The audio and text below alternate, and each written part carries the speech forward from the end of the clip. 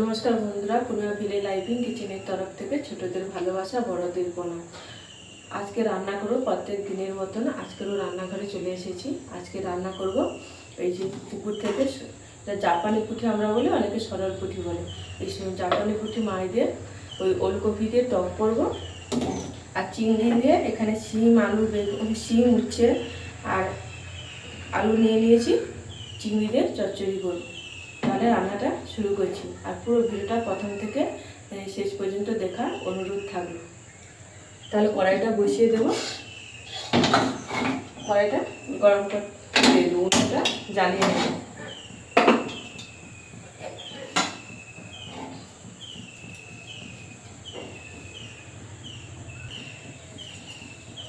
কড়াইটা গরম হয়ে গেছে, এবারে মাছগুলো ভেজে নেব।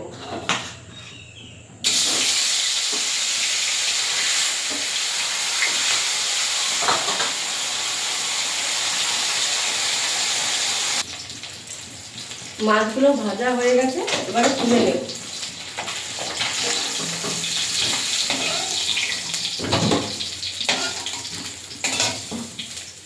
এবারে শিম আলু উচ্ছেটা চচ্চড়ি করব।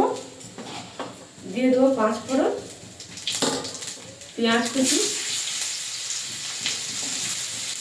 আর দিয়ে দেবো চিংড়ি।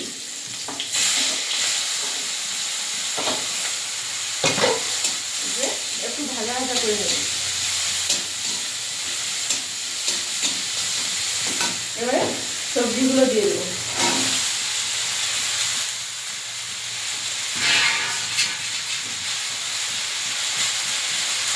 দিয়ে দেবো হলুদ, স্বাদ মতন লবণ,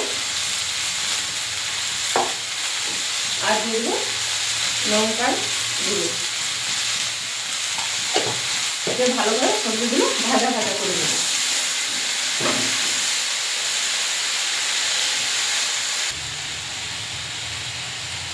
সবজিগুলো ভাজা ভাজা করে নিয়েছি, এবারে হালকা করে জল দিয়ে দেবো।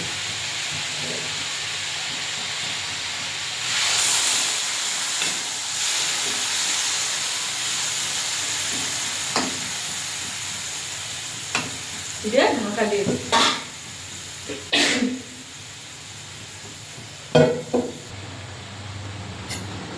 চচ্চড়িটা হয়ে গেছে, এবারে একটু ঘাটা ঘাটা মতন করে নিয়ে নাম করে নেবো। যে জলটা শুকনো শুকনো হয়ে গেছে, এবারে একটু ঘাটা ঘাটা মতন করে নাম করে নেবো। এরকম করে একটু ঘেটে নেবো, দিয়ে নাম করে নেবো।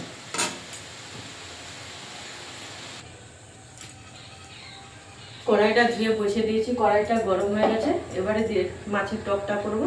এবারে তেল দিয়ে দেবো। দিয়ে দেবো 2 শুকনো লঙ্কা, আর দিয়ে দেবো 5 ফোড়ন। শুকনো লঙ্কাটা ভাজা ভাজা হয়ে যাচ্ছে,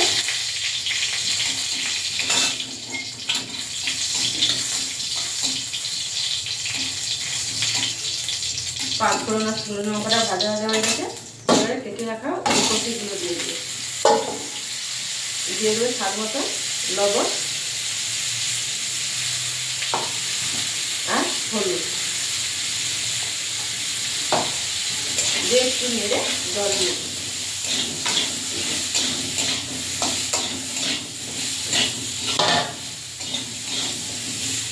এবারে আমচি মাখা জলটা দিয়ে দেবো, দিয়ে ঢাকা দিয়ে দেবো।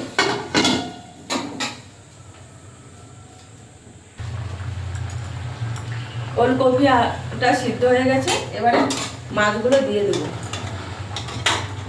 দিয়ে দেবো সরষে বাটার জল, দিয়ে আরেকটু ফুটিয়ে নিয়ে নাম করে নেব।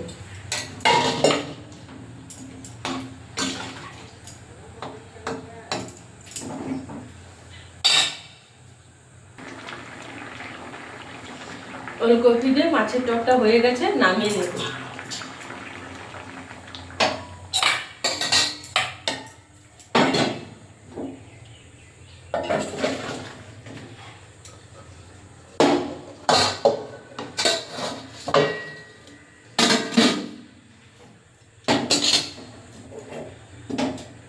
তাহলে বন্ধুরা, শিম উচ্ছে আলুর চচ্চড়ি চিংড়ি দিয়ে ওলকপি দিয়ে সরপুটি মাছের টকটা হয়ে গেছে। তাহলে বন্ধুরা আজকে আসছি, টাটা।